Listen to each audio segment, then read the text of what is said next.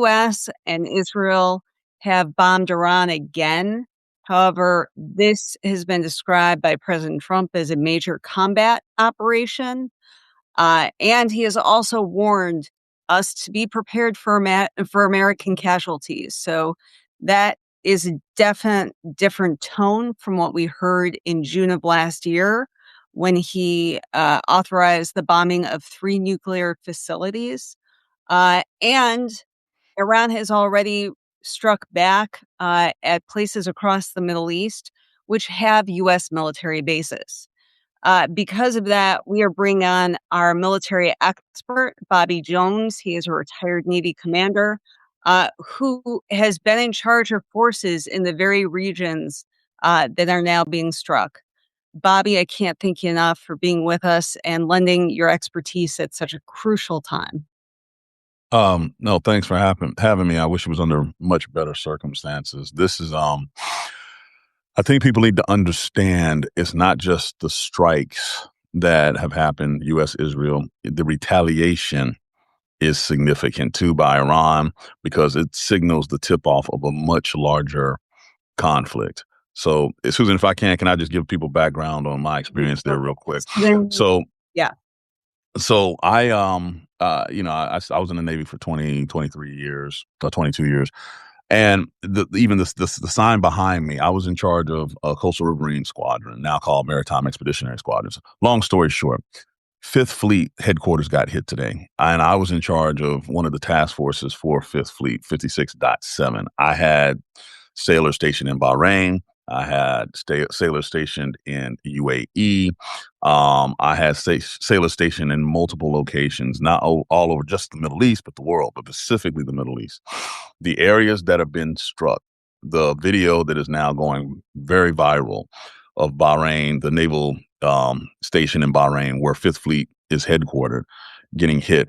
I know that area very, very well. As a matter of fact, if it's where I think it is, we had stuff stored there. We actually use it as a makeshift headquarters at times, etc.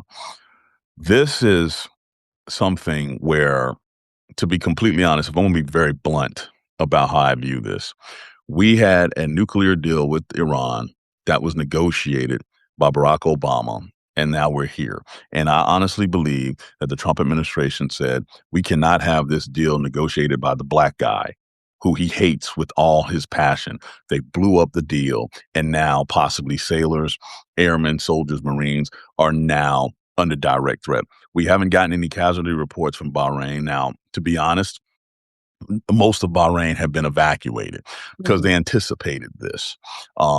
When Soleimani was killed a few years ago, I was stationed in that area, and we had to evacuate and move people to certain locations because we knew some type of retaliation was coming.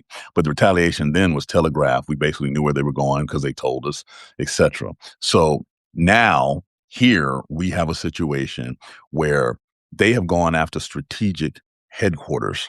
To be very blunt, they've attacked Al Udeid in Qatar, which is basically the air hub for the Middle East for the United States. They've attacked Fifth Fleet in Bahrain, which is the naval hub in the Middle East. And they have also attacked Kuwait. They've also looks like they've attacked Saudi Arabia. All of these various locations around the area. Now, the beautiful thing is most of them have air defense systems in place. But the fact that Bahrain got hit, where the Navy is headquartered, is significant for 2 major reasons. The Arabian Gulf, Persian Gulf, whatever you want to call it, has a history of naval conflict, and it's because of the Straits of Hormuz, which is why, if you look at a map, UAE was targeted. The Straits of Hormuz is the most important strategic waterway in the world. It's where all the oil from that area goes through, tanker-wise. We've already got reports, various people online like INT Defender, who are saying, hey, companies have just shut down going through the Straits because it's too dangerous, right? And so when people ask, why does this matter? Well, because it's going to affect you, your gas prices, the clothes on your back. All of those things are going to have a direct impact. But that's one reason. And then the second reason, honestly, is by holding the Straits under hostage, it's a leverage point for Iran. Now, the IRGCN is already, that's the Iranian Revolutionary Guard Navy, is already out running around trying to retaliate, etc. You have two strike groups, two carrier strike groups in the area with another one on the way because this was anticipated. Again, all of these military forces, specifically naval forces that don't need permission to fly over countries in one area, is a significant danger. The escalation is there. And if the regime in Iran feels as though that their existence is threatened, they will do any and everything. Let me be very clear. Any and everything. They won't care about diplomacy. They won't care about this. They want to retain power. So you need to be very careful. We have kicked the hornet's nest. And nobody can tell me, no one can tell you, Susan, what the end state is supposed to look like. Because last I checked, I was told by the same administration that after Operation Midnight Hammer, that the nuclear program was obliterated. Right. Obliterated. Now this morning, they're talking about they want to get rid of the missiles. Well, let me be very clear. Someone who worked for the Missile Defense Agency, the amount of missiles that they have is significant. They're cheap, most of them short to intermediate range, and they will cause havoc on our air defense systems in that area. So we've now moved the goalpost. And the thing about it is, Israel can't tell me what the end state is. The United States can't tell me what the end state is. And I remember a candidate running for president saying, we're not going to have any more stupid wars or endless wars. And this is the 8th intervention in a Yep. little more than a Yep. year. Yep. Yeah, it's continuous. Now, I can see the chat, and I agree with you guys. Distractions, distractions, distractions. The Clintons did their testimony, their depositions. They're going to come out on video, supposedly, allegedly, unedited, according to Comer. We'll see, and you need the distractions. But let me tell y'all something. You can tell that this is so haphazard and not serious. The president of the United States is not even in Washington, D.C. He's in Mar-a-Lago. The chairman of the Joint Chiefs and those people are in Mar-a-Lago, and you have sailors and service members under direct threat through your actions, and you don't have the goddamn common decency to be in D.C., either at the PIOC or at the freaking Pentagon, watching and making sure this happens, because you cannot be inconvenienced with your schedule. See, this is how it's little things like that that can show you that people are not serious. They're not serious about what's happening here. Meanwhile, back at the ranch, Jordan has been attacked. UAE has been attacked. Saudi Arabia has been attacked. Bahrain has been attacked. The world is on fire. Yeah. Solely due to your actions. And you can't even be in the goddamn White House. I'm just sorry. I have a problem with this as someone who knows what it's like to sit there and hopefully not get hit by a damn missile where you're stationed. So, Bobby, we've obviously gone to war in Iraq twice. Mhm. You can you contrast the amount of planning that went into the Persian Gulf War in 1991, the Iraq War in 2003 versus what we're seeing right now in Iran? You're having what I call a degradation of end state, meaning before we went in 91, President Bush, the first one, who, by the way, was the youngest goddamn combat pilot in the Pacific in World War II and knew what war was. You know, we can talk about politics all day. You cannot argue that man's war record. He understood, along with Colin Powell, Vietnam War vet, and Norman Schwarzkopf, Vietnam War vets, that he said, hey, you break it, you buy it, and you better have a damn end state, a desired end state. They said the desired end state is to drive Saddam Hussein out of Kuwait, Right. and then make sure he is contained. And they did that. They had the air campaign for 6 weeks, less than 100 hours on the ground. They ran him out of Kuwait. They contained him. Game over. Parades when everybody come back home. Definitive end state. We go into Iraq. Let's not even talk about Afghanistan. We go into Iraq with the whole weapons of mass destruction thing, and no one could really tell us what that was. And then no one could tell us what the end state was. What was mission success? We never got it. And so we found ourselves in a quagmire that made Vietnam look like a freaking picnic when it comes to length and intensity of forces being used by international coalitions. There for damn near 20 years almost. So that was the beginning of this nebulous politics, not being able to understand warfare. Right. Okay. Now we're in the second and more dangerous iteration of that. And what I mean by that is when you have a bunch of cowboys who have never served, who've never been in conflict, i.e., Donald Trump, i.e., the Stephen Millers of the world, these people who have his ear. And then you have someone like Hegseth who just wants to be called a good boy and be pleasing. What you have is no defined end state. You didn't have a defined end state in Operation Hammer. You didn't have a defined end state in all these iterations. And now you've been hit. There's no way you're going to be able to sugarcoat this. The United States of America and its sovereign property or sovereign bases have been hit. I'm literally watching Bahrain. I'm like, man, are you kidding me? Okay. And you have no response. Now you're telling the American people, the same American people that you wanted to sit there and say, we're not going to have any dumb wars, blah, blah. Now you're telling them, hey, be prepared for sacrifices.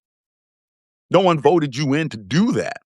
That is the problem, right? Right. And you still cannot tell us what does success look like. What is the point of having this many strike groups in the Gulf? What is the point of having this many aircraft in the region? What is the point of all of these strikes that you've started? And now the world is trying to call an emergency UN Security Council meeting. Mhm. What's the end state look like, President Trump? Right. What is it? He hadn't said it. He hadn't said, he's like, we can't allow them to have a nuclear weapon. Right. How is it that you obliterated a program and now you're telling me, they were a week away from having this thing? So when was the lie told? Was it told then or is it told now? But more importantly, what does success look like? If you cannot say what that is politically and realistically, then what we are doing is getting ourselves into, quote, a forever war.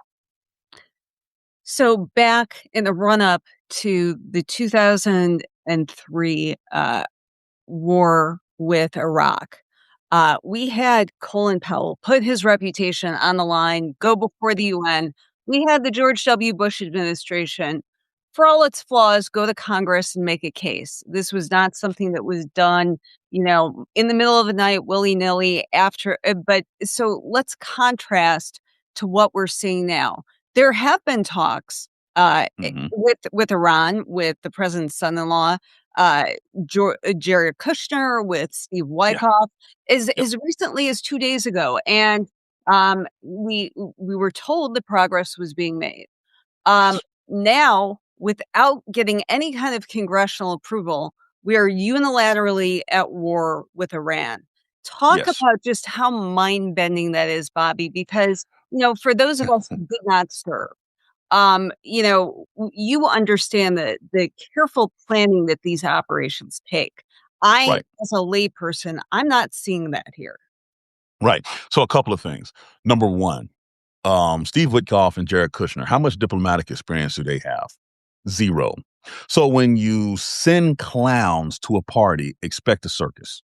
They're not professionals. They're not serious. They don't understand diplomatic measures and metrics that are necessary to actually drive towards something. So everything that we heard was nice, and it was nice fluff, chaff, as we say in the military, right? And I never bought it. If you had seen some of my live streams here this past week, I literally said we're going to go to war because you do not have the movement of forces that have happened. See, there are different orders that you have. You have like a plan org and then a warrant org, and these are orders, different levels of orders that get you ready to go to war. And the military had been moving towards a warrant org, which means, hey, action is imminent, this, that, and the other. And then when you saw the movement of people and material, okay, basically, no matter what came out of this conference, they had predetermined that they wanted to go to war. We have various reports that the president was frustrated at the lack of options that he had militarily, meaning he needed to do something to show that, hey, we're tough. But he kept hearing from, hey, the blowback could be significant. He heard from General Kane himself that you don't want to do this, but General Kane, doing what he's told to do, has accepted, hey, he wants to do it, we're going to do what he orders, right? And so now we're in the beginning of these operations. The fog of war is still there, meaning we don't know what reports are accurate, what reports are real. There have been some pro-Arab media that said an all-girls school got hit this morning, where there were at least 40 girls that were killed. I mean, all of these things are going to be thrown in the air to distract from what possibly is actually happening. But in my humble opinion, as someone who was not in the room but could read forces and have been there and done that, I honestly believe they predetermined that they wanted to take some sort of military action. Period. Period. And no matter what came out of that conference. And again, I believe the spine of this is the fact that the black guy negotiated an agreement that the entire world agreed on. Let's remember, it wasn't just the United States. You had the EU and everybody, John Kerry, all those guys and girls in a room hammering out this deal. It worked, and it was a legacy thing, and Trump hates it.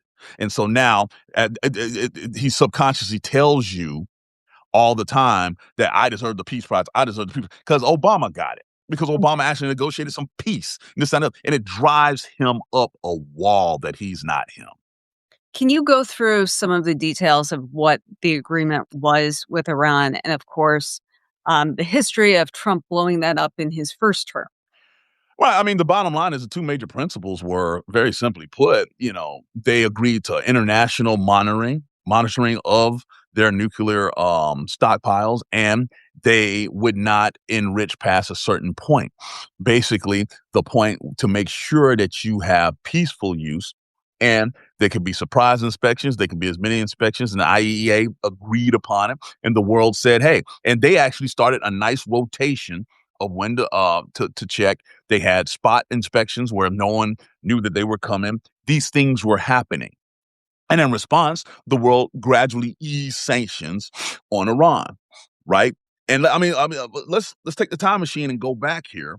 You know, this happens. The 2016 election starts, and then all of a sudden we're back to this. Will they? Are they? Is this a good deal? And Trump is backing out of every deal that Obama created, to include the climate accords, the this deal, all of it, trying to take things back because he was like, this was a bad deal for America. It's a bad deal for America. No, this was not a bad deal, right? And so understand that we had what he was trying to negotiate just now. Do you see what I'm saying?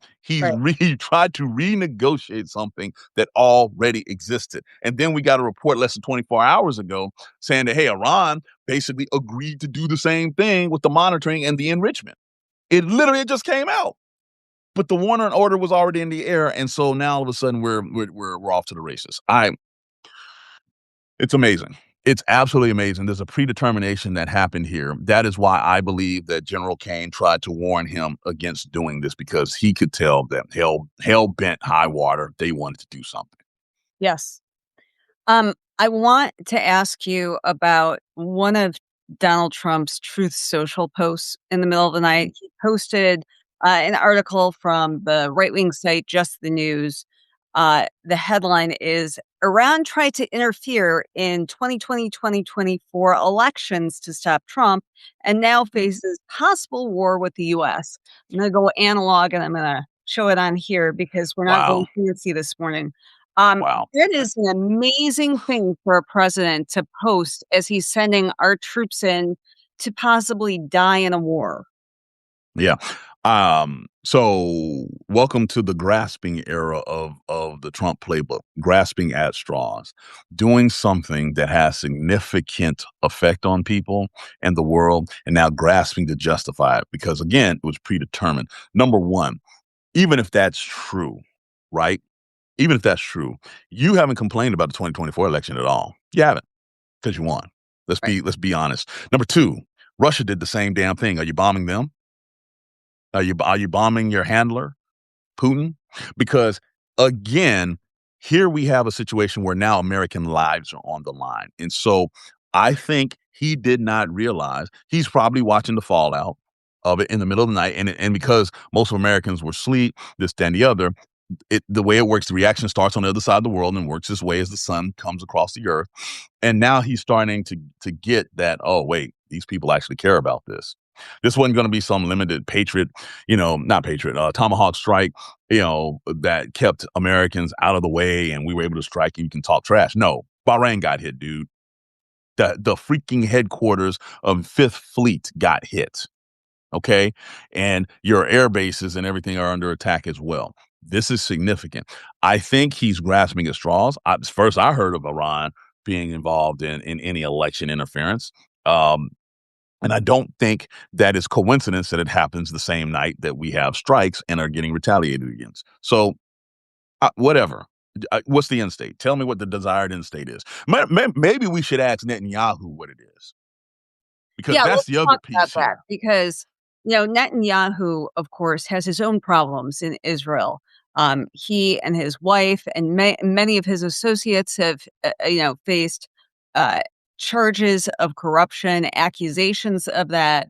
Mhm. Netanyahu has been clamoring for a war with Iran for at least a decade. He wanted to try and goad several other presidents into a war with Iran. Nobody would bite except for Trump. So is he the real mastermind here? Let's walk through what's going on in Israel, what their objectives are. President Donald John Trump is the most easily manipulated leader the United States has ever had. Let me start there. That is my opening thesis. That's first.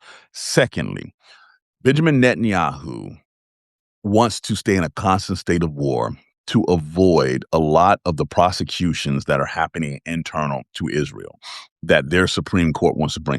People forget before October 7th, that man was about to get booted out of office. Right. And because they're in a state of war, they have emergency provisions activated. They are not having elections. Elections are suspended, but it is basically reliant on them being in a constant state of combat, right? The thought process is, hey, we're at war, we can't have elections. Now, mind you, Trump is the type, he would try the same thing, but in the United States, heck, we had elections during the Civil War, Mhm. during 2 world wars. We do elections, period. Period. Okay. So that doesn't fly here. But understand, when you are in consistent combat operations in certain areas of the world, you can sit there and say, well, we can't have an election right now. We don't want to change leaders in stride, et cetera, blah, blah, blah. So here's the thing. You can go and find a clip of Benjamin Netanyahu saying the exact same thing he said this week in the 90s when I Mhm. was in college, because he's been saying this every year. He goes to the UN and says the same thing every year. And we have had multiple strikes against Iran over those time periods, multiple administrations, multiple strikes to, supposedly Operation Midnight Hammer was supposed to be the be all end all. And yet here we are right now with thousands of Americans in the AOR, area of responsibility, we are actually doing kinetic strikes against one another, led by Israel, a lot of it coming off of their intel and their planning and this, that, and the other. So what am I'm presenting the facts. The facts are, you've said this for 30 years. The facts are, we've had multiple strikes for 30 years. The facts are, now you have Americans in harm's way. And the facts are that, hey, Donald Trump has been the person to say, hey, whatever you want to do, we'll do. Yeah. So, In the US, we even though we have been involved in conflicts, to various degrees since World War II, obviously, Vietnam, that was, resulted in a huge loss of life, obviously for the Vietnamese, but for Americans. We've had the Gulf War, we've had the war in Iraq. We bombed Afghanistan and were there for a couple decades. We've struck Syria. Yes, there have been many military conflicts since World War II, and our new world order was established. However, those wars have not come here to the home front. mhm, Talk to us about when you have a war like this, when you're dealing with Iran that, is a country of 93 million people with right. with strong military capabilities. Um, yes, we know that this war is blowing up way beyond its borders in the Middle East, but do they possibly have sleeper cells here in the US? Could we see So, American citizens, non-combatants, actually pay a price? and that's the part no one's talking about, and I wonder if that was even briefed to the president as far as retaliation. So, I see a couple of people in the chat like Melissa and Michelle, so they know, right? Those of us that have worn a uniform and seen intel briefs and stuff in the past. Here's the thing that you've got to be concerned about.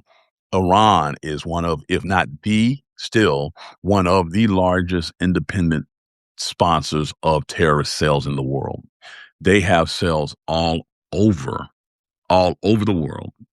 And if activated, you won't even know it. And here's the thing I need everybody to be aware of. When I say terrorist cells activated, everybody's going to have that stereotypical idea of someone with brown skin and this, that, and no, bruh. No. They're cells because it's an ideology that you subscribe to, any color of the rainbow, any ethnicity, both genders. We have history seeing that, right? The whitest looking white dude could be part of one of these cells. And when you attack Iran, and if the Ayatollah Khomeini is like, okay, we're at holy war, this, that, and the other, everything, everything is going to be attacked. And Melissa's saying in the chat, she's absolutely right. Her background, she knows this is activating terrorist cell globally. This is why Macron is out there right now saying we need an emergency meeting of the UN Security Council. Not because France had anything to do with it, but France is an ally of the United States. France is seen as, quote, the West, unquote. And what's going to happen is they are now in the limelight. The UK is now in the limelight. You just there is a complete underestimation of the ripple effect. And this goes to the core of Trump's philosophy his entire life. He does not think strategically. He thinks of in the moment and, hey, just do this right now. We'll deal with the fallout later.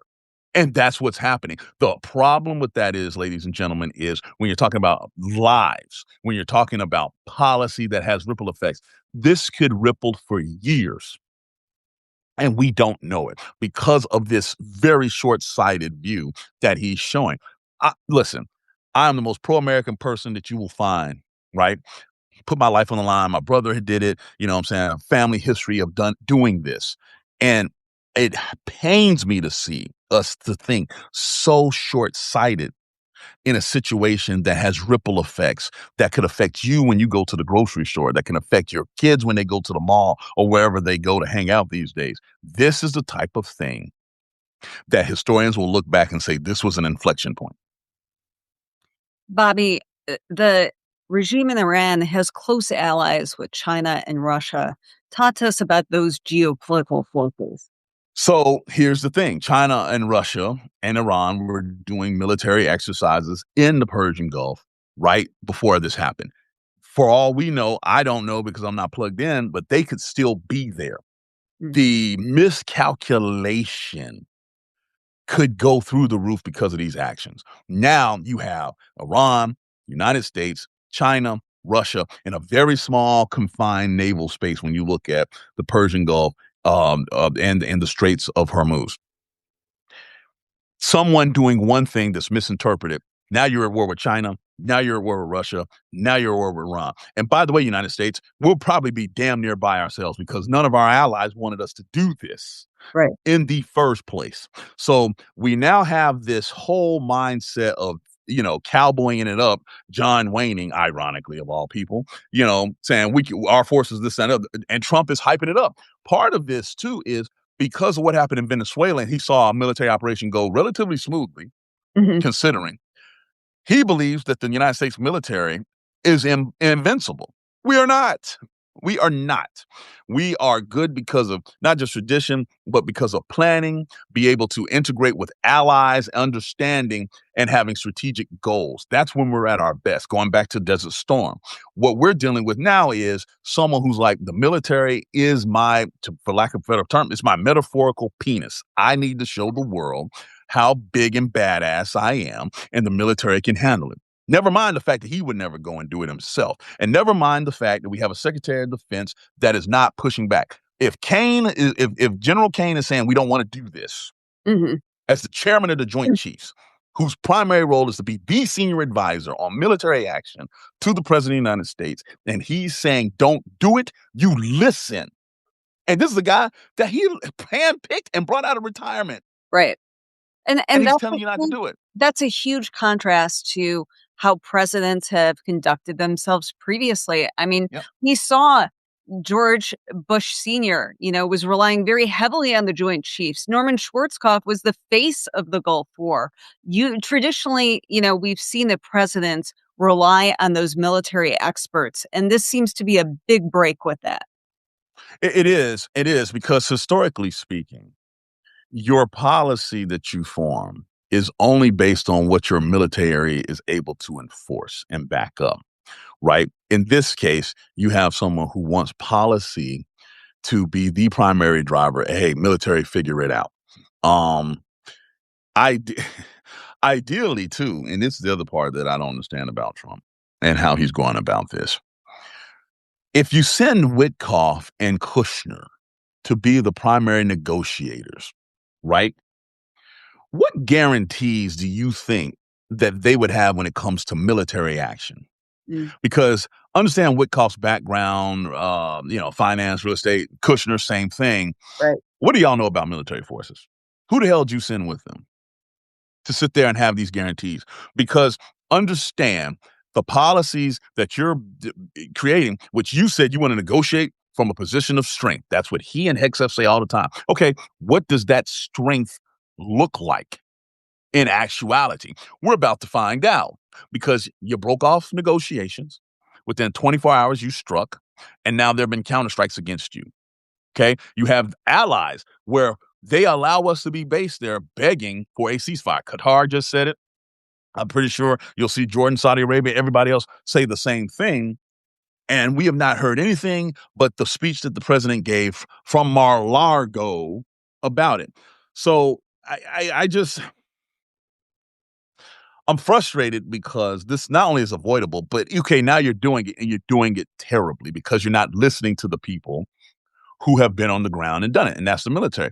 Let me put it this way: the second I heard a second carrier strike group was heading to the Middle East, I'm like, well, we're going to war. Going to war. All right, and Kane and company have to do that because they're told to do it. Mhm, But then when it became evident to them that the president was hell bent on this, that's when they started the evacuations of certain forces from certain areas. mhm. So they knew they were being ignored. When you saw that, you know, it's bad. It's bad. And right now as we're talking, Bahrain is still smoking.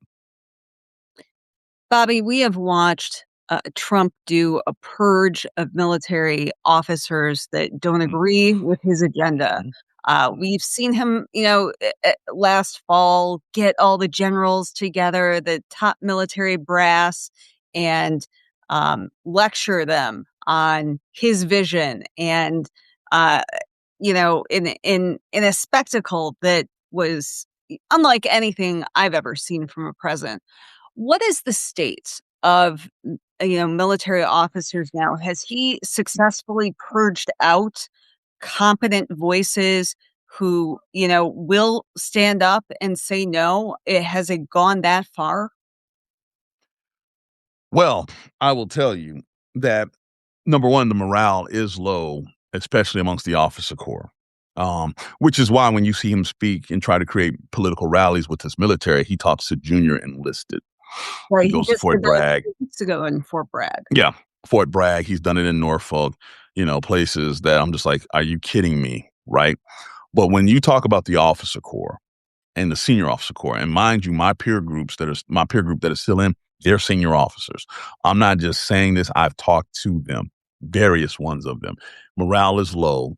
They see all the stuff that they have worked for their entire career as far as being able to plan and execute and to be good at their jobs, be eradicated because you have a paranoid, imposter syndrome ridden person as the sec def being told what to do by someone who uses the military as a beard in Trump. That's the best way I can put it. And because of that, when you look at the subject matter expertise that has left the Pentagon, that has left the DOD in the last um, I'd say since he came back in office, it's unprecedented. It's unprecedented to have this type of turnover. And mind you, we're not just talking about, okay, they're high ranking officials, key positional points, the head of Southern Command, the liaison to NATO, who, by the way, is looking at us like, what the hell are y'all doing? You can look online right now.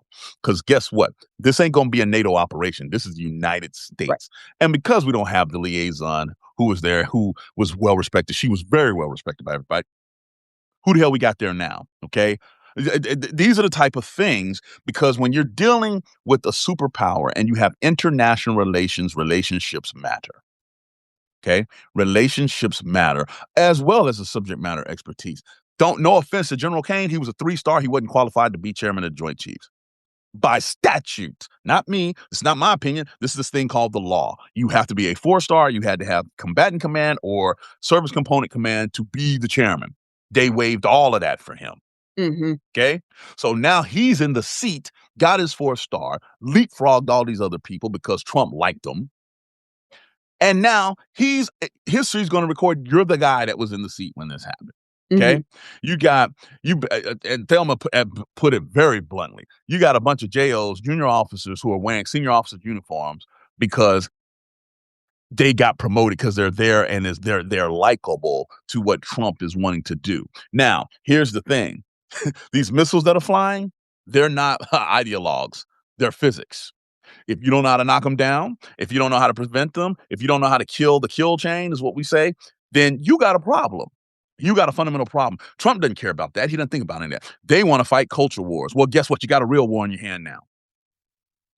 You got one now. So let's see how all of these people who, in the ultimate irony, are the ultimate version of DEI, didn't earn it, weren't qualified to be it.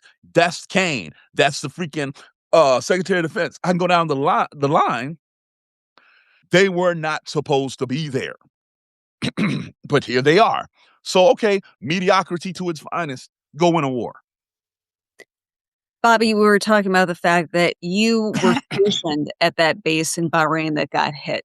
Talk to us about what it's like on the ground there. Give us your thoughts, because you are in a position that so few people are, that you intimately know the ground Yeah. is being fought over. So Bahrain, NSA Bahrain, it's in Manama. They're Jufar, if I'm going to say specifically the region of that city. It's basically cut up into two major sections. There's like their version of the interstate that runs between it. There's a little bridge that connects the two, right? So you have the one side where a lot of the administrative stuff is. You have your exchange, your food court and stuff like that. It's like a little mini city, right? Then when you cross that bridge to the other side, that's where ships will dock that come in, warships, and all the other ships that are there, and then the warehouses and all the support structure to help the operations. These things uh, work they coincide with each other. They work there, and then you also, by the way, you also have housing for sailors, especially junior sailors that cannot go out in town, et cetera, because there's strict rules on who can live in town and who can't in Bahrain, because they want to make sure that they're very hospitable to their host, right? The side that looked like it got hit was the warehouse side, the support side. Okay, which tells me two things. If what I'm seeing is right, the Iranians know where most of the people are, and that's the food court area and all that other side. So they didn't want to inflict necessarily mass casualties and have that on them, but they sure as hell wanted to hamper the operational side that comes out of Bahrain. Now, the other thing about this too, the actual headquarters for Fifth Fleet and United States Central Command for the Naval Forces, is on that same side where the food court and stuff is. They are in a nice reinforced building, but they're probably down to only essential personnel to have these operations go. Hmm. They apparently probably are still intact. At least that's what I'm hoping. But I tell you right now, the thing that I'm concerned about is what actually, if anything, got hit and taken out there, because Bahrain also is a major logistics hub too. So if this thing continues to escalate, do soldiers, sailors, airmen, Marines, do they come through Bahrain via the sea? What ships are going to have to pull back in to restock, because now they're going to stay out there and be operational. You take out a major spoke. Along the same lines with Al Udeid in Qatar, Doha, I know that area very well too, where we fought the war for Afghanistan and Iraq from there. And when it came to air combat command and all of that, the fact that they're dealing with all these missiles trying to hit them because air is the fastest way to strike back, and they have had intercept after intercept after intercept this morning because they're trying to disrupt their operations. We have a very robust air defense system there. I should know because one people had to go help put it together and test it. But at the same time, the fact that you have these missiles coming in, it's hard for real aircraft to take off and do certain things. So just keep all of that in mind as you keep hearing these things. From a warfare perspective, there's this saying, amateurs think tactics, professionals think logistics. Mm, Bahrain and Doha are the major logistical hubs, one for the air side, one for the Navy side. And that's why you're going to continue to see missile strikes against them. Okay.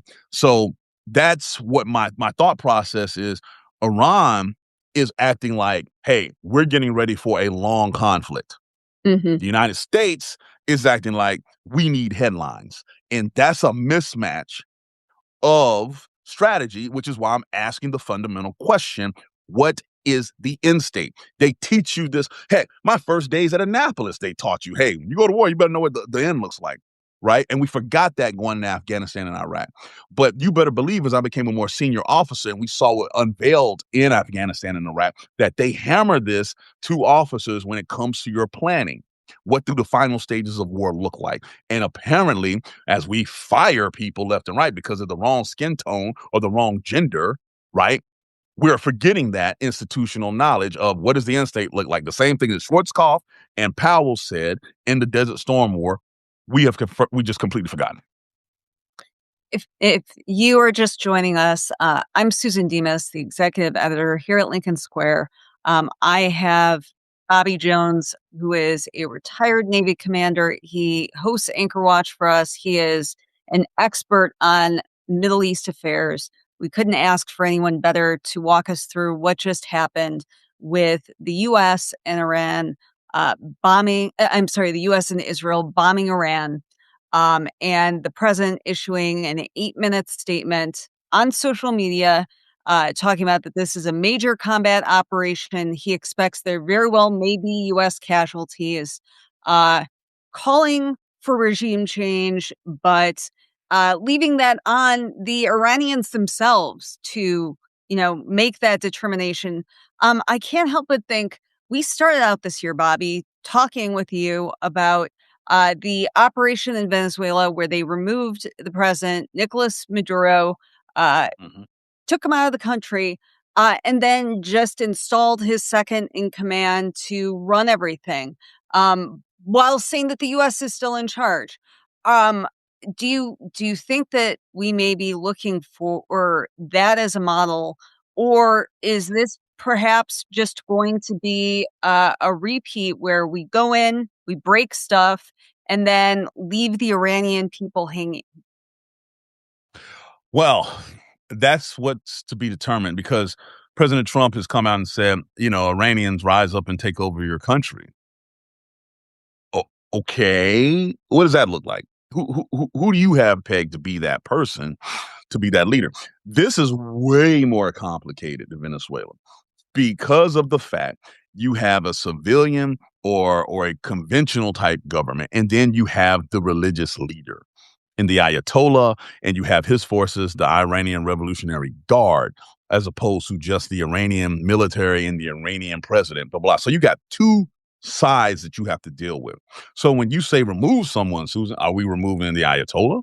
Are we removing the prime minister president? Are we removing who is removed and what gives the move legitimacy? I haven't heard anything. Someone in the chat basically was like, where was this speech posted? Social media. That leads to another point that leads back to this point. The fact is, when you take action like this, you're supposed to address a nation, right? Historically speaking, it's addressed from the Oval Office, so you understand the seriousness of it, and you lay out what the objectives are and the end state. Okay, none of that has happened. None of it.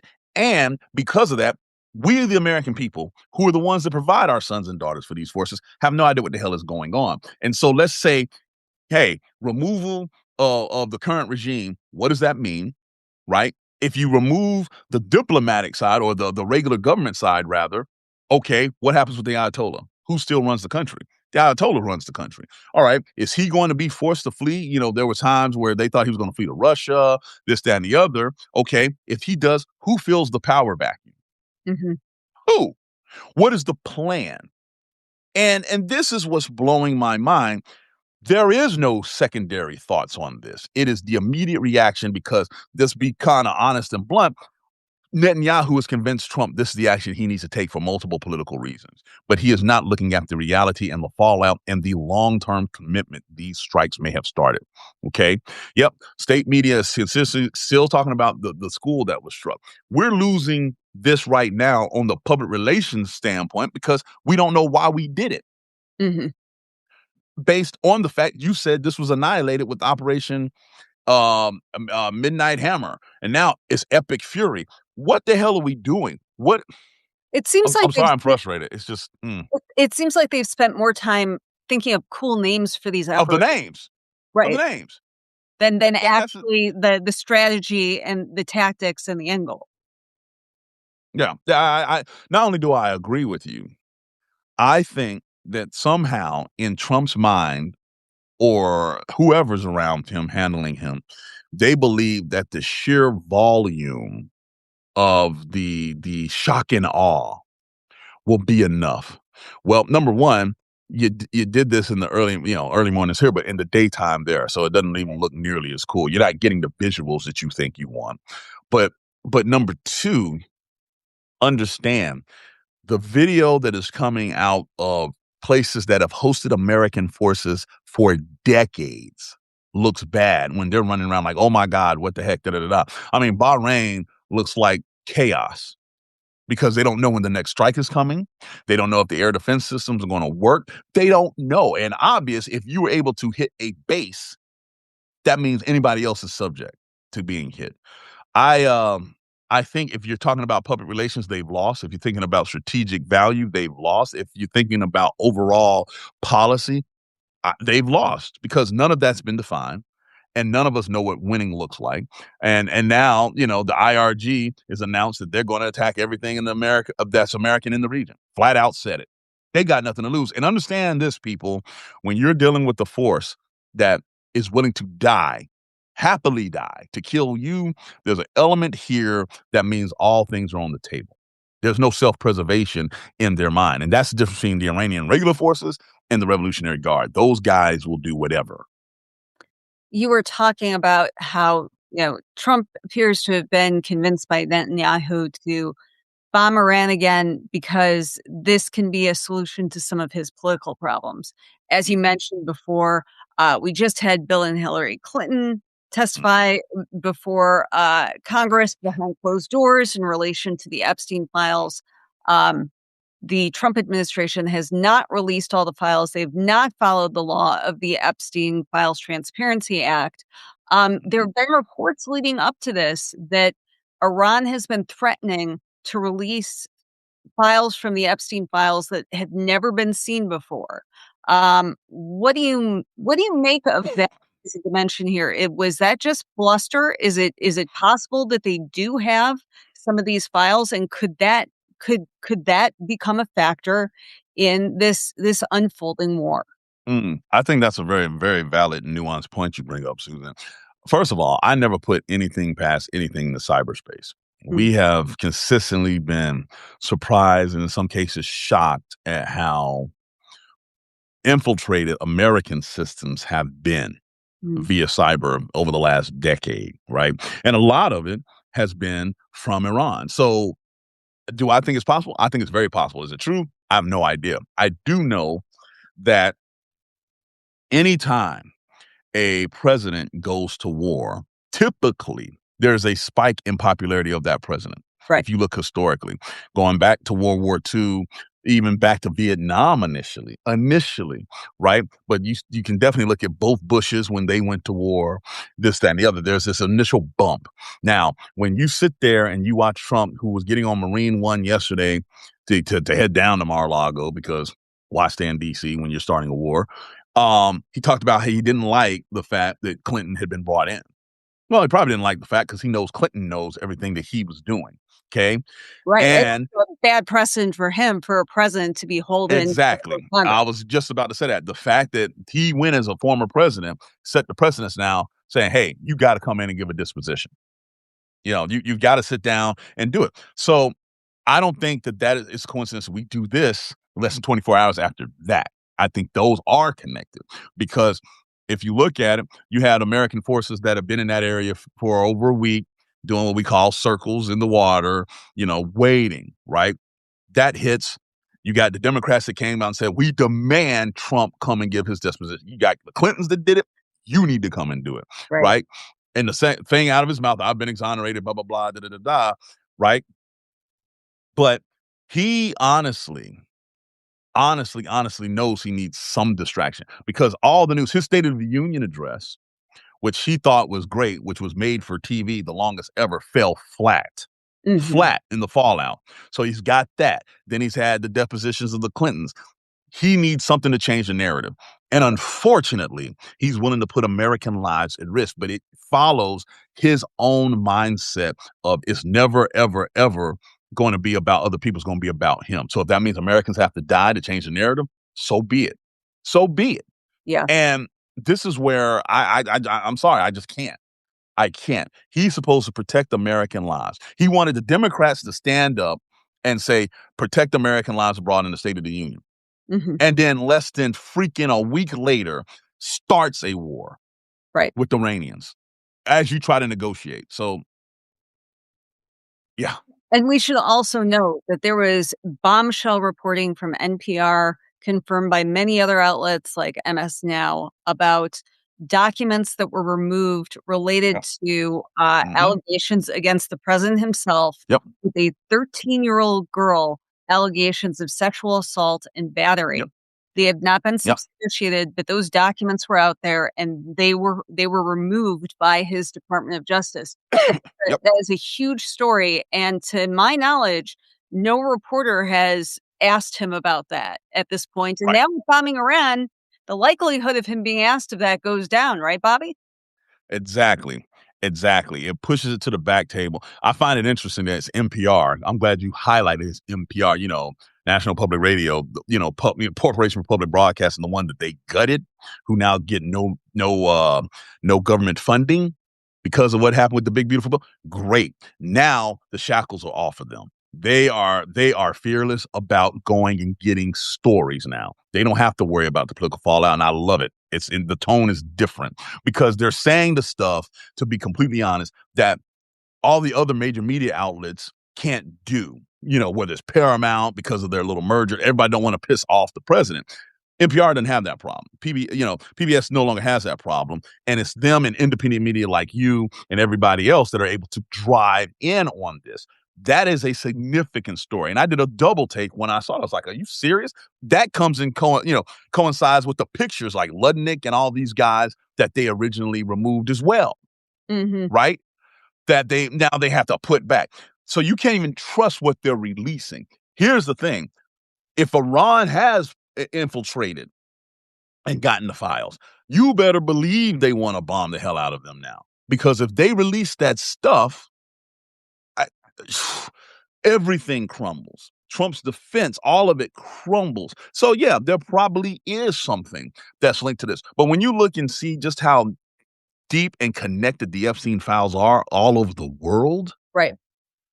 none of us are going to be shocked by this. I mean, we're going to be shocked at the depravity, yes, but there's no way I'm going to be shocked and be like, oh, yeah, that makes sense. Well, I mean, this is what happened. And I don't think it's a coincidence when you look at the allegations of what Epstein, who he was connected to, going on back to Israel, this, that, and the other. All of this is starting to unravel. And the fallout is we are now going to war to try to push it to the back pages, but it refused to die. It refuses to die. And so now we may be going into a quagmire. The BBC is showing all the different bases that are in the area that the United States has, all of which, by the way, ladies and gentlemen, are in easily strike range of the Iranian short range and intermediate missile stockpile. All of them. All of them, and they have a ton of them. And it's much harder to knock down a missile once it's shot than to stop it from launching. So it's like trying to hit a bullet with another bullet thousands of feet in the air to intercept these things. This is why this is a problem. And Bobby, I should note, Raina in the chat pointed out that Roger Sullenberger, who is a former reporter from the Daily Beast, now an independent journalist, did some of the first reporting on those missing documents in Mm. the Epstein files. And that's a testament to the power of independent media that you and us at Lincoln Square and everyone else are trying to do.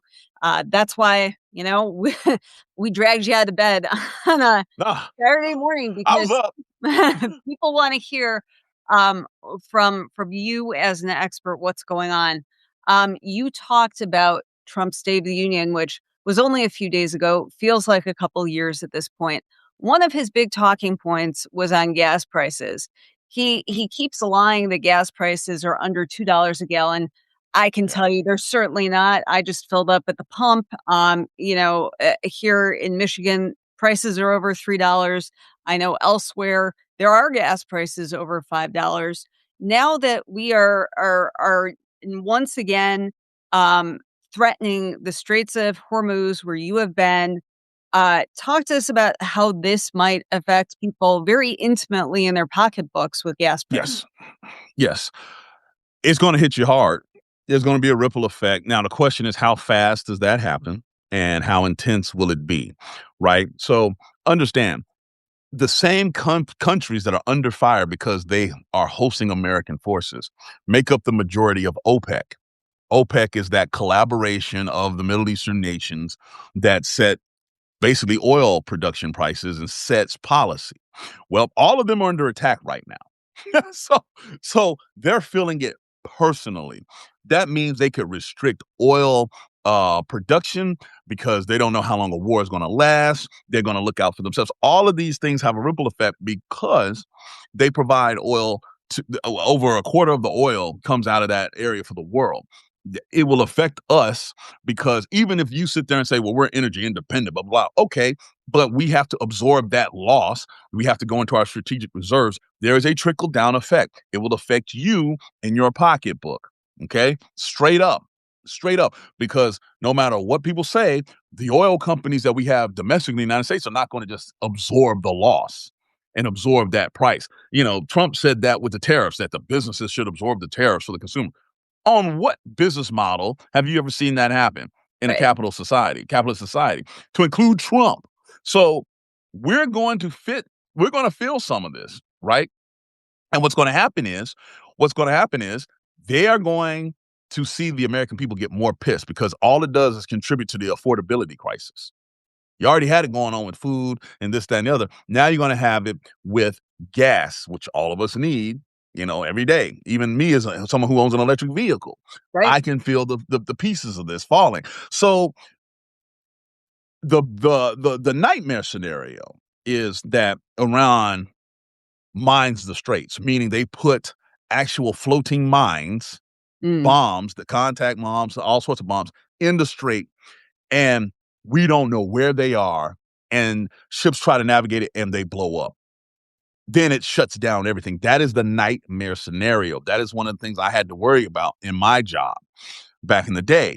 And when you do that, you put the entire world on hold. And depending on how serious the regime in Iran feels that their power is threatened, the IRGCN will lay those mines out there and they will be unmarked, and we'll have to sit there and try to map it, and things could go sideways. The United States, to show you what I mean by not understanding the details of logistics, we no longer have the amount of minesweepers and mine hunting ships that we had 20 years ago, 30 years ago.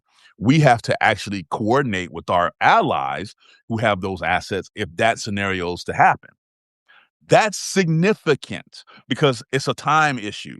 And so we're going over here, John Wayne in it, cowboying up, not realizing that, hey, if something goes sideways and they mine the straits, we got to go ask other countries like France, can we borrow your minesweepers, your mine clearances? It's insane. It's insane. And no one has really talked through this, but that's why I think General Kane was like, understand, you don't want to do this, and here's why.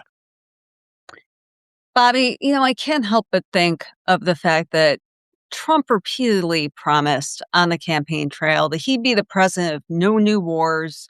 A lot of people believed him. Perhaps, people who are making, young people who are making the decision, should I go ahead and enlist? Should I join the National Guard? Because this is my only way to get my college tuition paid for.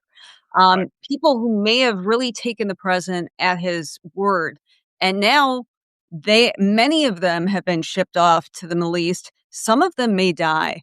Mm. Talk to us about that because this was a choice that you made to enlist. You Mhm. chose to put your life on the line for our country. But a lot of people felt that voting for Trump was a vote against war. Right. It's really the ultimate betrayal in a lot of respects because this is a war that we picked, not one that we were targeted in. And understand people, don't get me wrong, most people do sign up for the military because there's some part of them that is, patriotic, altruistic, like, hey, we want to do something that's greater than ourselves. A lot of people do. But also understand that when you have leadership that has gone out their way to tell you, hey, we thought these wars were bad and stupid. We're not going to do that. And act like they're the smartest people in the room. That kind of makes it okay. Well, I can serve my time and do what I have to do, and then you know, rotate out. Unfortunately, that is not how it works. What's the saying that, wars are started by old men and then they send young people to fight them. It's true. It's true. And so when you have elections, when I look at the presidential elections, I look at like, okay, well, there are very few things that the Constitution says the president's supposed to be, but the first thing they say is commander in chief. Do they have the capability to do that? Young people now are joining the military, and they bragged about this in the State of the Union. I was like, really? Talking about, oh, we got record recruitment. Well, that typically happens when the economy is shit, Mm, right? It is the thing that they do. They go and enlist because there are no jobs that are available for them. And so now you have a group of people, and you can look at survey after survey. This young generation feels like they can't buy a house, they can't do this, they can't do that. So yeah, a lot of them will serve in the military, and you're going to sit there and claim that it's your record recruitment. Well, that started before you with Biden, but now all of a sudden you have a president that is lying to people saying that, hey, we're not going to start any new wars. We've had more strikes in the first year with Trump. When you think about it, not just, around Syria. I go down the list, Venezuela, in the first year than Biden basically did his entire term when you right. think about it, right? And so if you are someone who wants to serve in the military, understand this. This administration sees you as a political instrument, not a last resort.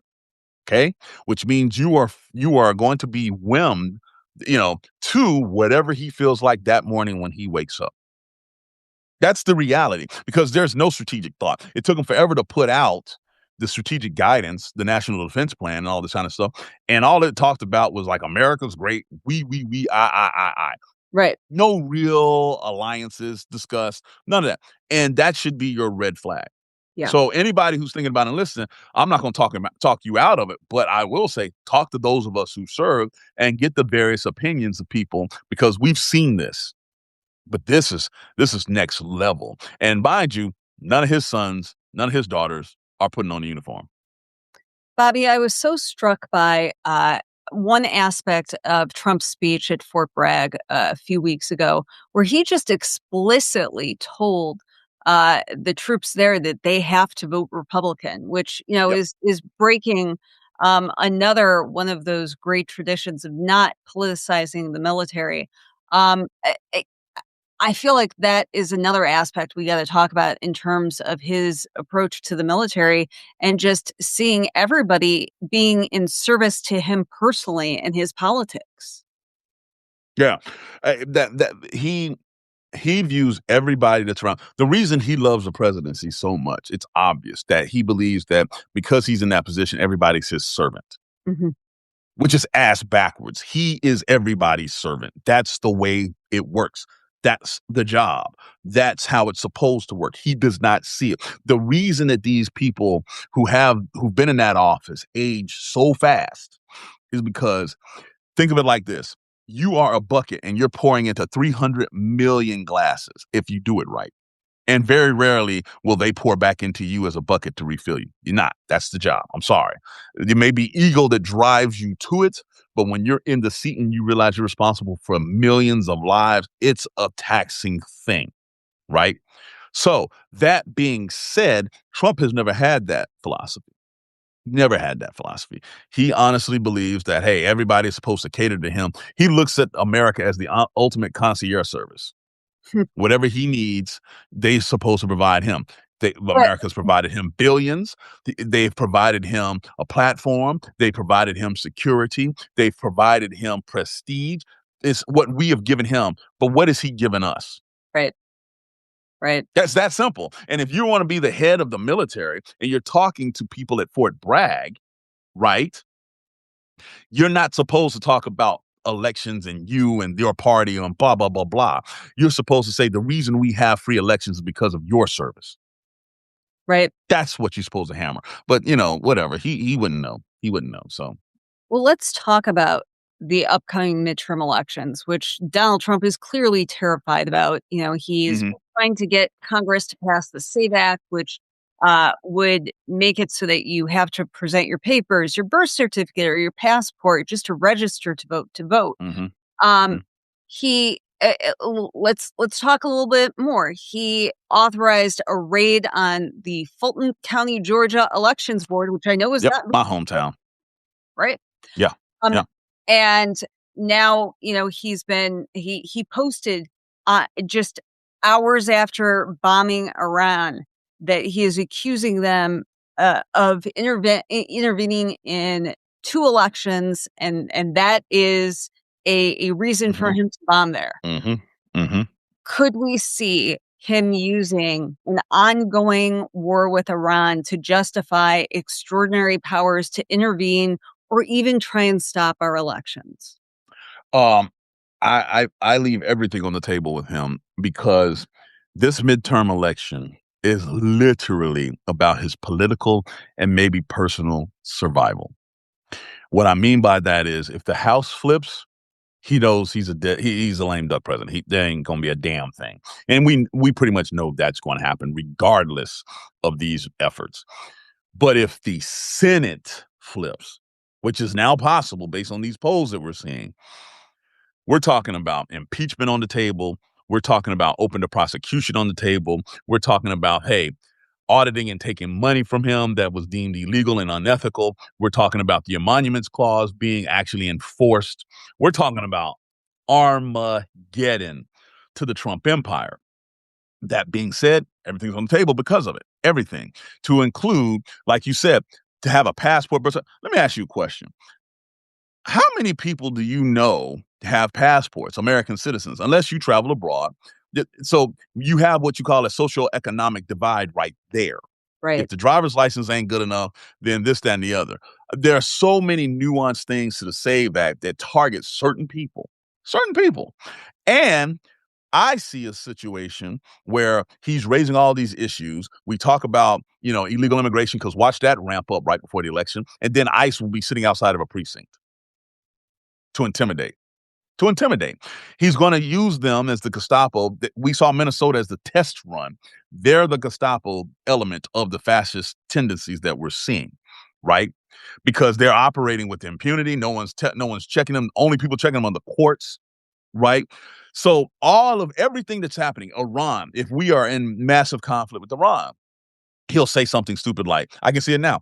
Well, maybe we need to postpone, even though we didn't do it in World War II. Or, I don't know if you can trust this, that, and the other. The fact that they're going after mail-in ballots when the same people you put in harm's way vote, like I did, via the mail-in ballot, because we were fighting a damn war. Now all of a sudden they don't count. They can't be postmarked. They have to be received. Do you know how hard it is to get mail off of a ship to get to where it's going? I do, because I had to track it. So all of this stuff is part of a collaboration to keep the majority in the Congress. He knows it.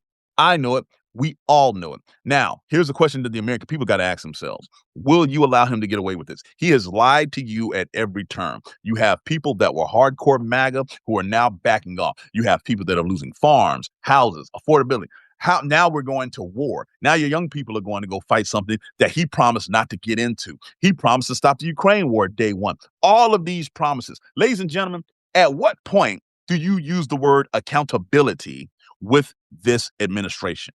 Across the board, across the board. And to me, now that we have a kinetic war going on, all bets should be off, because I'm telling you now, if it becomes something that's long and drawn out and they proactively recruit you or even think about talking about a draft and it's your kid,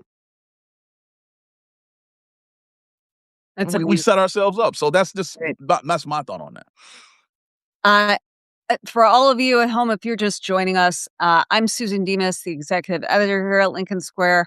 I have Bobby Jones, a retired Navy commander who hosts Anchor Watch for us. He has been in the Middle East in the very places that have now been bombed. Uh, we all woke up to hearing that from President Trump, who posted on Truth Social, his own social media network, not giving us an address from the Oval Office. He announced that U.S. and Israel had bombed Iran, and this is a major combat operation. He has warned that there could be U.S. casualties. We're talking with Bobby to get his expertise as somebody who has served, who has led troops in that region. Bobby, I'm wondering, could you give us a history of what has gone on in Iran since the revolution, since 1979? Mm. How have we gotten to the point where we're at now? Wow. Let me Uh, give you the, and the and Reader's Digest version. easy Yeah. question. So basically, when the Shah was removed and the Islamic revolution happened in '79, we had the U.S. hostages. The embassy was overran, right? And for I want to say it was 400 plus days that these hostages were there, and Jimmy Carter, as his last act as president, fought tooth and nail to get them released. He tried a rescue mission and it failed miserably, and but he relied on diplomacy. And then the election of '80 allegedly had backdoor channels telling Iran to not release those hostages before the election, and literally they released the minute Reagan took the oath. All of a sudden, the Iranian hostages, the U.S. hostages in Iran were released because he understood history and this, that, and the other. That was just the tip of the iceberg, though. Then you had real naval conflict in the Persian Gulf or the Arabian Gulf, depending on which one you want to call it, and that switches too. That's political, Mhm. right? Where you had a mine hit a U.S. warship, Stark, and that led to an absolute all-out naval conflict, with the first time with cruise missiles and the new, you know, um, technological age of naval warfare, where you had multiple ships sunk in the Gulf, U.S. Navy ships hit, and it really started to focus the foreign policy. Okay, the United States now gives a damn about the Middle East in a great deal, and we're going to pivot toward making sure that we keep that in check. That naval war really started to translate into ground war when Iraq invaded Kuwait, right? And so Iran, though, and this is the piece, Iran and Iraq were at war, Saddam Hussein, et cetera, et cetera. And the United States originally backed Saddam Hussein because they were going against Iran. To show you how complex all of this was, you can Google the video of then Secretary of Defense his first time around, Donald Rumsfeld, going to Iraq and shaking the hands of Saddam Hussein and making sure he has the weapons necessary to beat Iran. That's Right. how much the United States wanted to beat Iran, that we were in bed with Saddam Hussein. Okay. That being said, Saddam invades Kuwait. We get him out of Kuwait in Desert Storm, Desert Shield, whatever. But Iran was a thorn in the side because of their cells, their sleeper cells being activated. All right. And so we started to see this pattern. We fast forward to 9/11, where yes, Afghanistan became the central idea, but understand the terrorism was like a franchise, like a McDonald's opening up on your street corner.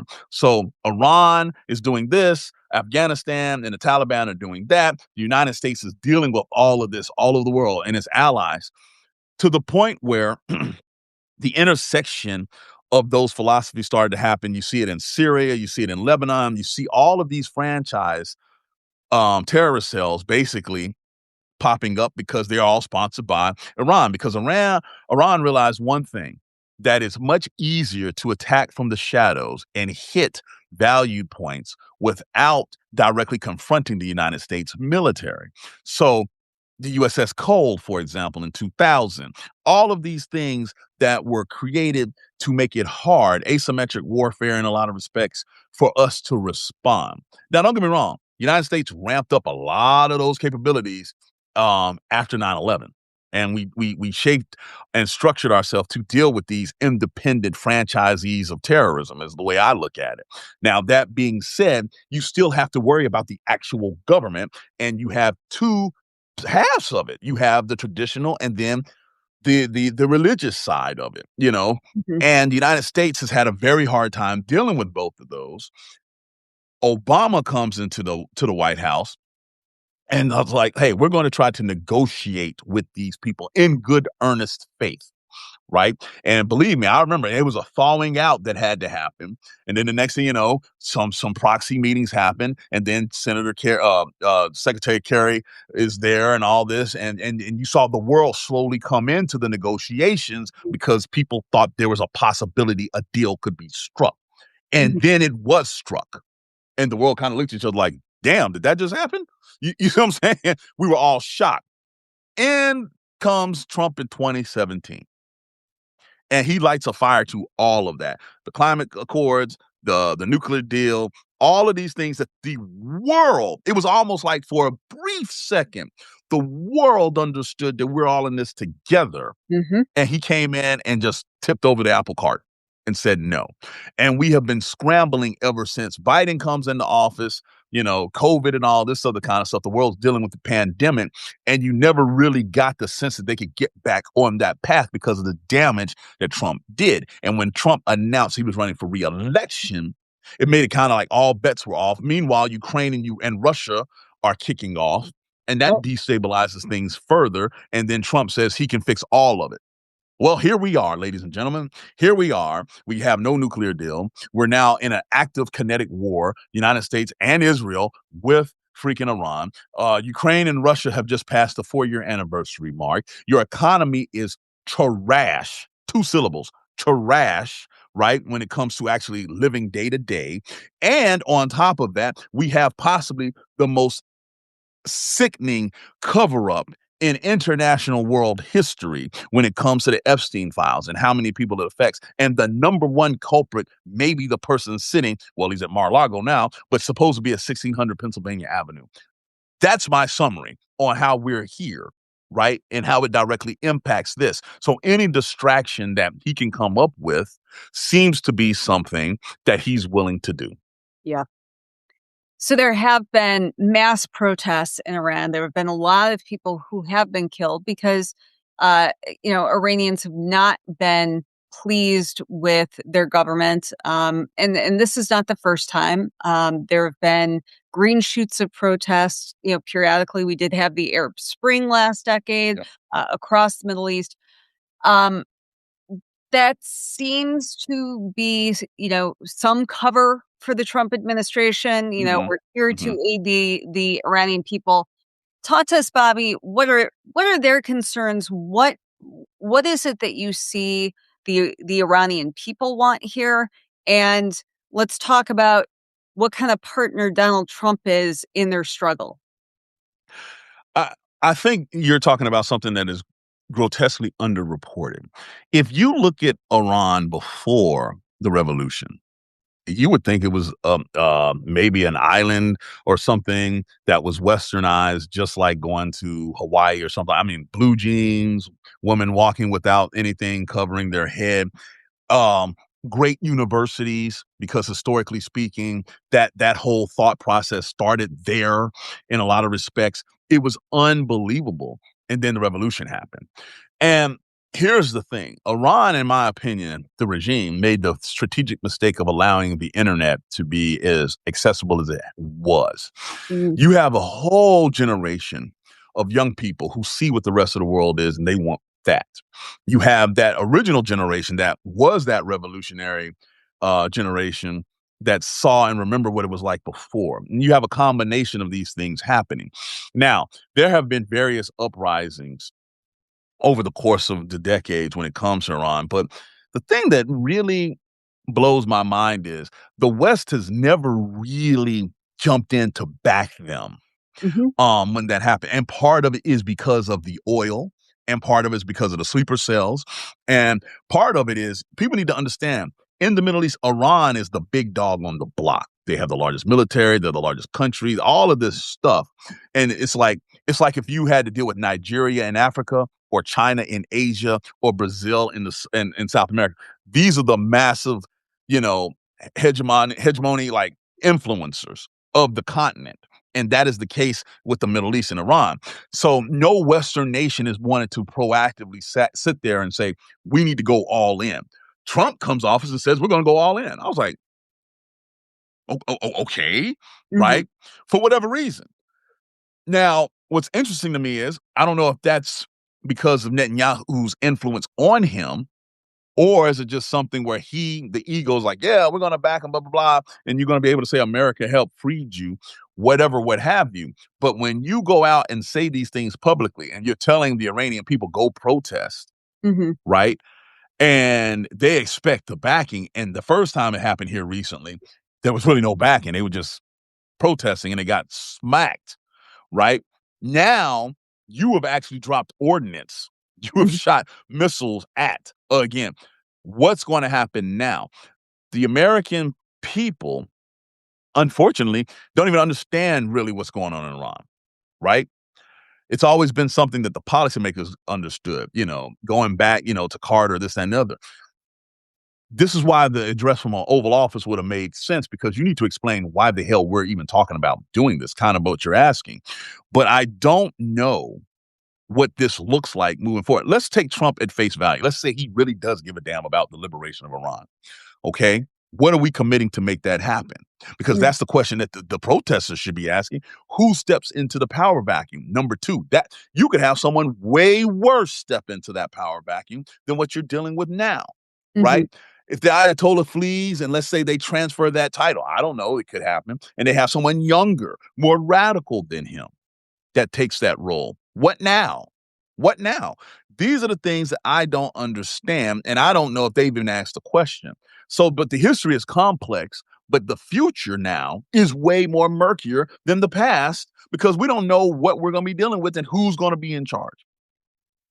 Now there has been, a robust, if not underground, women's movement, for years Hmm. around Hmm. because women have paid a tremendous price. As you mentioned, before the revolution, I mean, women were highly educated in Iran, and we've probably all seen the pictures of them in mini Hmm. skirts and blue Hmm. jeans, and there was a Hmm. long tradition there.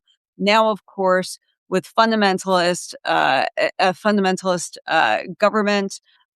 Women are fully second class citizens. There are many women who have been fighting for their liberation. Forgive me for being cynical as a woman in the Hmm. United States who has watched this president orchestrate the destruction of Roe v. Wade with his appointments on the Supreme Court, who calls female reporters piggy. Forgive Yep. me for thinking that he may not be the best ally to Iranian feminists. Well, like James Baldwin said famously, you tell me America's not racist, but here are the facts as I see them and I present them to you. Same situation. He can sit there and say, we're going to do this and the other. But heck, man, under his administration, women have less rights now than they did before he came in the second Right. term. My What daughter, ma- who is 23 years old, has less rights now than I did at age 23. Exactly the point. Exactly the point. And so now you got to ask yourself this fundamental question. What would he push for in the regime change? Who's the type of leader that the United States will back? Because hopefully they have a Rolodex of who they would ideally want to see fill that role, right? Mhm.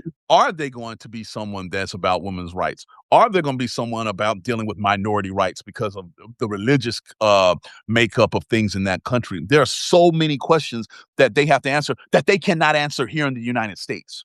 Right. Let me be very clear. We have the same questions here when they talk about DEI and anti-woke and blah, blah, blah. And all of a sudden, Hegseth saying, hey, military officers, you're not going to these elite schools. The same schools that would educate you on what the hell is going on in the area that we're talking about, The same schools right? he went to. That he That's went his to. Ivy League. Princeton undergrad and Harvard graduate school. So we literally we literally are dealing with the height of hypocrisy. But the only difference now is, Susan, people's lives are directly on the line. History is being determined. I'm not trying to overstate anything with these strikes because we've had strikes before, blah, blah, blah. But this is the first time where you can point the video since what the 80s, where you can say American forces are now under direct attack, and you caused this because you struck first. Uh, Walk us through, and I know this is another big question, Bobby, but that's what we lean on you for. Mm, Walk us through the bigger dynamics in the Middle East, the alliances, the right. conflicts between Sunnis and Shiites, because this is not just us bombing Iran. We have set off a chain reaction. Yeah. So I mean, part of part of the issue that we have with the Middle East goes back to the fallout of World War One. If you are bored and want to learn the book Paris 1919, y'all, if you want to understand how the world works today, that book is by far the best in showing how the victors, quote unquote, of World War One carved up the world, right? And when they carved up the world, specifically in Africa and the Middle East, they literally look at those borders on a map. Look how straight those lines are. Mhm. No accountability for ethnic or tribal or traditional historic affiliations of people. None. None. Okay. And so with these straight lines that you see and the evolution after World War II of these borders, I tell people I look at the Middle East in two separate categories. I look at the Middle East as far as countries and nations as defined as we typically look at them, but then ethnicity slash religions in that area, right? So when you look at Iraq, the main groups you had the Sunnis, the Shia, and the Kurds, right? You had minority rule of one over the other, and then one that was just basically bastardized and treated like nobody. But then in another part, say, for example, the Kurds are treated better because they're the majority here. All of these things require subject matter expertise, people who have been to the region and study the region religiously. And what is the first thing that the Trump administration does when they come into power the second time? They kill like a ton of those positions. They fire a ton of those people.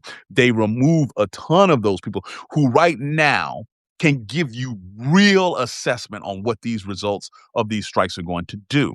Now, that being said, the Middle East over time reshuffled and kingdoms came, Saudi Arabia, Jordan, but you still had, what's going on with Israel and Gaza and the establishment of that state in 48 being the ripple effect move. And by the way, thanks to the UK for starting that, not the United States, Balfour Declaration, all of that, right?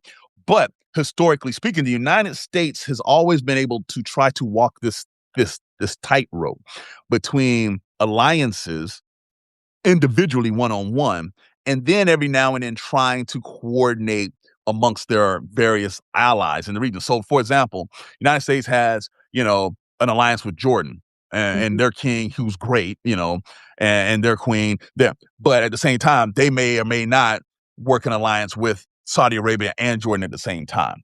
Because each one of these things, each one of these nations has different requirements and different political end states that they want. So, for example, I'd go to the UAE and Bahrain. Those are the two areas I basically live the most in. All Right. right. UAE has a different relationship with Israel. Hell, they struck a trade deal with Israel. Right. They have tried to normalize relations, right? And because of that, the UAE is like, hey, do not have any strikes against Iran coming from here because they understand the political sensitivity. So these little things affect your strategy when conducting these strikes. The Kingdom of Bahrain, which people need to understand, that's a kingdom, has historically been the headquarters for Fifth Fleet for decades. Hey, they understand that they put themselves in harm's way for our protection. And today it came back to bite them in the ass, right? And so all of this, um, the fallout from, colonization, 1919, and now the 80s and now here creates this level of complexity in that region that nowhere else in the world has. And I say that not because of just the people and the governments, because you have a lot of that in Africa too. But the resource of oil is Right. the world is so addicted to it. They have yet to figure that out for Africa yet. They're going to, and it's going to make the Middle East look like a church picnic. Trust me.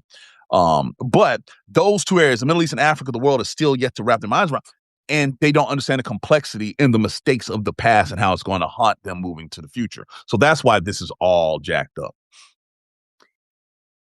If you're just joining us, I'm Susan Demas, the executive editor here at Lincoln Square. I am joined by Bobby Jones, retired Navy commander, host of Anchor Watch right here, who has served many, many years in the Middle East, in Bahrain, in the UAE, knows this region intimately, and has been so generous with his time to tell us what's going on.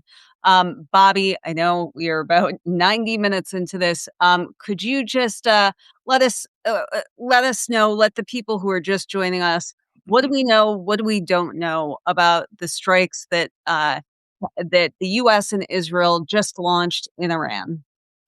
So, number one, this is why I have coffee. I knew this was going to be a a barn burner. But what we know is this: United States and Israel, at minimum, I see 3 confirmed target areas in Iran that the United States and Israel hit in retaliation.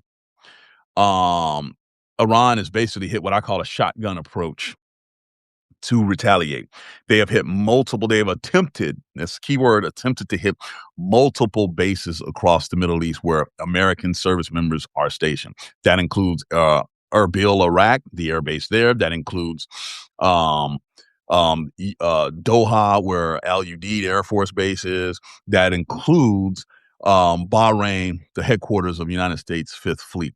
Bahrain was hit. We have the video. We see the smoke plumes that are still rising from there. We see the multiple intercepts at Al Udeid that are knocking down continuous missiles. Understand, and I need people to understand this strategically when we talk about these weapons. These short range and intermediate ballistic missiles. What do we mean by ballistic? Let's just break this down. When you throw a baseball, it's baseball season, the Braves are in season, spring training. When you throw a baseball, it takes an arc. That is a ballistic path, right?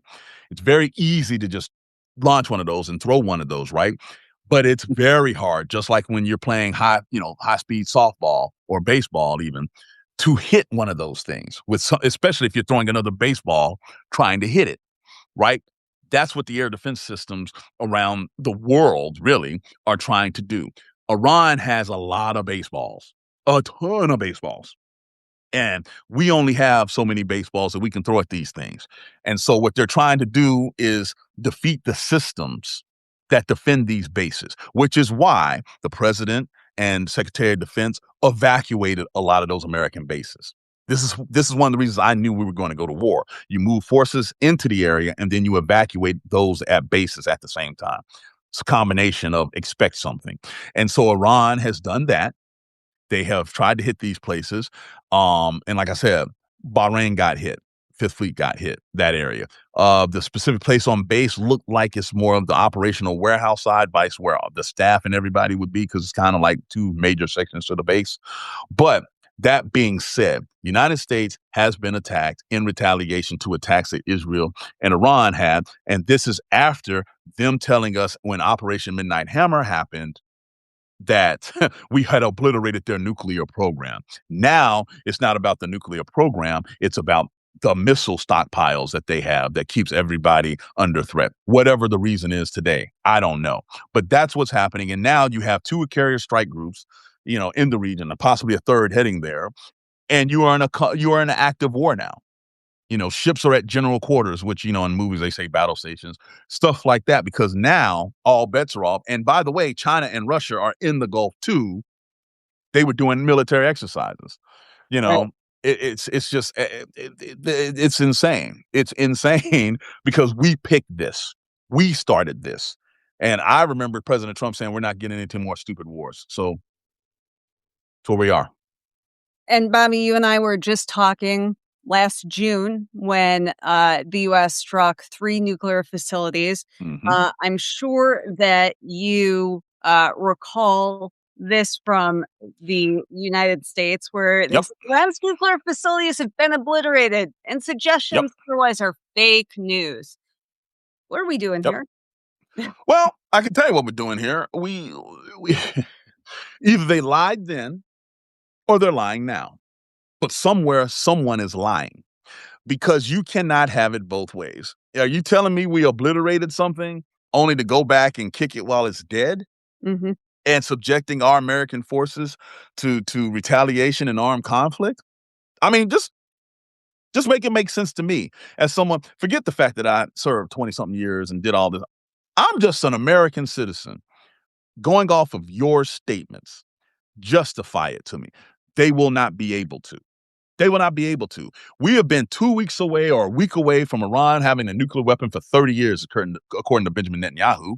Right. Go on YouTube, y'all, and look up the videos. They have them now in chronological order. Yep. It's the same thing. You just see his hair getting whiter and him getting a little stockier. It's the Yep. same thing. And now Trump is bought into it, right? Bought into it, and he's cool, and he apparently is cool with this. And the fact that that man had the nerve and audacity to say, "Hey, there may be American casualties," after promising we wouldn't be doing that. The American people should call their Congress members and tell them, "You will hold him accountable for this." And let's also say he did not get congressional approval, Oh authorization no. for this. And that is the next question I have for you, Susan. Typically, even when it's an urgency strike, because time is of the essence, which this was not that, but let's go ahead and just play it for a second. Usually, the president, Bush did it, Obama did it, Clinton did it. They would get certain members of Congress together to inform Congress that At this least is happening. get the Gang of 8 together, and that did Exactly. not happen. And to No, your point, Trump isn't even in the White House as this major military strike is yep. going on. He It's is in not in the Mar-a-Lago. Situation Room. Right, he's in Nope. Mar-a-Lago. Mm. He'll probably play around the golf this morning. What message does that send to our allies that he is in his mansion in southern Florida instead of being in the Situation Room monitoring what is happening with our troops in harm's way? It tells a very, it tells you two major things. He's not serious.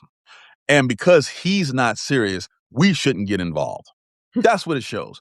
I'm just being real. Because again, when you talk about NATO, the only time Article 5 has been activated is when we got hit 9/11. Right? So we're the only country that's ever activated the Article 5 collective self-defense doctrine of the NATO Charter. That being said, you are literally going to go play golf this morning while one of your military bases got hit. Okay? Even Let's just back up. Even if you were down in Mar-a-Lago, you knew this was going to happen. You have the Joint Chiefs down there. You have the chairman of the Joint Chiefs down there with you. So you knew when you were going to do this. He's just not down there to hang out, right? Even and then this is what I would ask Caroline Levitt, what are y'all doing from a public relations standpoint? He should be in the PIOC, in the White House, deep underground to show that, hey, I take this serious. I take it serious. But nope, he can't be bothered to do that. And so, let's see. Let's say Rubio called and texted Gang 8 last night right before him, and he's not addressing the nation per Reuters. You got to be kidding me. Okay, so they sent a text to the Gang 8 saying we're striking Iran? Fair enough. No full briefing, and he's not going to address the nation about this. Come on, chat. Those of y'all in the chat, tell me right now on a scale of 1 to 10, how confident are you in the leadership of the United States to literally run this war that none of us asked for? Because I'm telling you right now, I'm at -12. I'm at -12. We just had a story, Susan, this past week of the U.S. military shooting down a Custom Border Patrol drone in Texas because they can't coordinate airspace. Friendly fire right here. I mean, and as someone who was responsible at one point in his career of airspace as an air defense commander, platform, etc., I'm like, how does that happen? Yeah. How does that happen? So, I cannot fathom what is happening there. The man said at the State of the Union, we're going to get so tired of winning. Is this winning? Are we winning right now? I'm saying, I'm an Atlanta Falcons fan. We don't win much, so I don't know what it looks like. It's unrecognizable. But I'm asking y'all, are we winning? Bobby, what do you think we can expect to see in the next 24, 48 hours here? I'm glad you asked. First, let's talk about the military side of it. You're going to see retaliations. Multiple reports saying the battle rhythm is going to be multiple strikes, pause, assess for a couple of hours, see what happens. Multiple strikes, pause, assess. Now, that's going to give planners, the actual executors of the mission, time to and I know it's going to sound crazy, look at their stockpiles of ammunition and this, that, and the other, see where they're being combat effective, see if they got to restrike certain areas, because there is a plan, trust me, on priority targets. That's number one. Number two, from the political justification standpoint, right? You'll see the continuous grasping of straws the first 24 to 48 hours of this. What reasoning resonates best with the American people? What do we think will test market that will justify these actions? Because here's the thing: Israel's going to say how great America is for standing with them and making sure that they are protected. That's fine for you. Great for you, Israel. The United States, though, is like, what are we doing? And they don't have a real justification. They can't say it's the nuclear problem because you obliterated it and you were in negotiation with it and there was progress made and you said the hell with it. So what is it? Now they're talking about missile stockpiles and making sure that the region is safe. They're going to have to come up with something, not just for the American people, but for the European Union, the NATO allies, all of these people who are like, what are you dragging us into? And then here's the third piece. People need to watch very closely with a third eye what China and Russia does as this unfolds. Do they try to assert themselves into a power vacuum? Do they position themselves as direct allies of Iran? And if so, do we back down because Trump is Putin's puppet, right? How does this play out with them two? Because I think today is a major pivot point, not just with Trump and the administration, not just with Middle Eastern policy, but international relations as a whole. Because the United States picked a fight with the one country that has three things in my mind that we are not really accounting for. Number one, the fanaticism of the religious part of their government structure. Okay. The Ayatollah and company will fight to the very bitter end to a degree to see that they maintain their regime. Number two, the fact that we, the United States, have no stated end goal or objective to this whole thing. And number three, the ripple effect, not just with our allies, but how China and Russia responds to Iran and how they see the world playing out now. The United States does not have the political will to get sucked into another years-long war. So what does de-escalation look like? How does Trump get off the exit ramp where he doesn't look like a total buffoon and the United States does not look clown while not ceding major power or political clout with the rest of the world? These are the things that I'm trying to figure out, but that no one has really laid out for me. We know that this is something that Netanyahu spent a lot of time talking about because as you mentioned, there's footage of him for the last 30 years saying that Iran is 6 months away from getting a bomb. He has wanted this war forever and ever. What do you see his end goal being here? Oh, wait, say that last part again. I want to make sure I get this right. What do you see Netanyahu's end goal being? I think Netanyahu's end goal is, well, I divide it into two sections.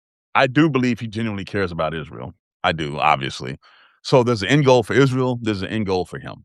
Mhm, I believe that he wants Iran, the current regime, completely eradicated, mhm, um, and a puppet regime or in a regime that will back Israel's existence, right to exist, which, okay, got it, but also will recognize Israel as the preeminent power of the Middle East. I think it goes beyond their survival. I think he wants actual Middle East supremacy.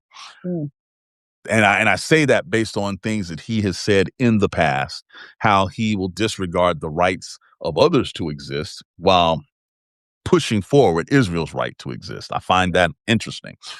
The second piece, though, is him. He wants to be held in such high esteem that basically the internal politics he's dealing with gets thrown out the window, that he's such a hero. He's the guy that saved us from Iran.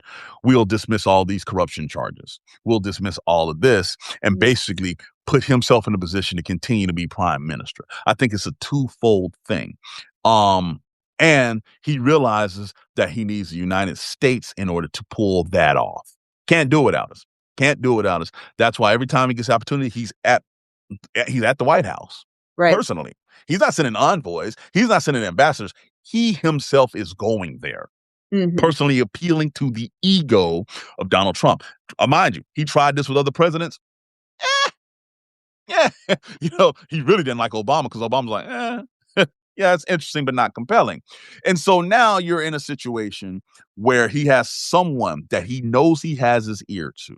He's offered the transactional aspect that Trump needs with Gaza, right? And the development of Gaza and right, sending Witkoff, a real estate guy, to Gaza and all of and this. He smart. understands, and Kushner, yeah, they he speaks the language Mhm, of transaction that Trump loves. And so he realizes, I honestly believe Netanyahu realizes he's got a very small window where mm, these things are in his favor. And he's got to strike. He's got to strike as hard as he can and as long as he can. But when you see other Israelis, other Jewish people around the world saying, "What are we doing?" That should be a red flag. I mean, very vocally saying it, right. because I'm smart enough to separate the government of Israel from the people of Israel. Those are two separate Right, entities, and the people right? of Israel have massively protested against Netanyahu over his war in Gaza, but he, as you point out, has suspended elections. Exactly. Exactly. So the people who he's supposed to be accountable to have not been able to have a voice to weigh in on what he and the government are doing. And that is a key aspect of this.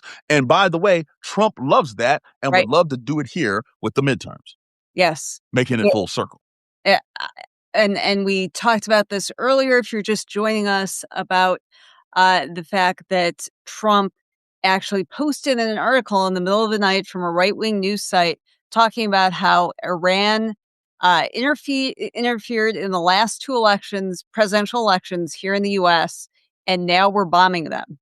This is something Mhm. that came from our president, in the run-up to, a massive strike on Iran, which has resulted in Iran, uh, striking back, in countries that have US military bases.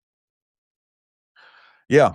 And now, the shit is real, as as we would say.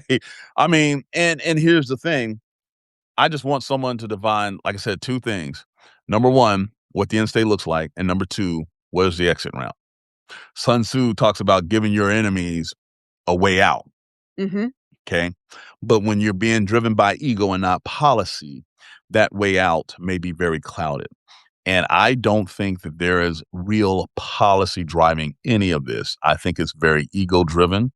I think it's very much based on the fact that distractions are needed here in the United States and in Israel when you really think about it.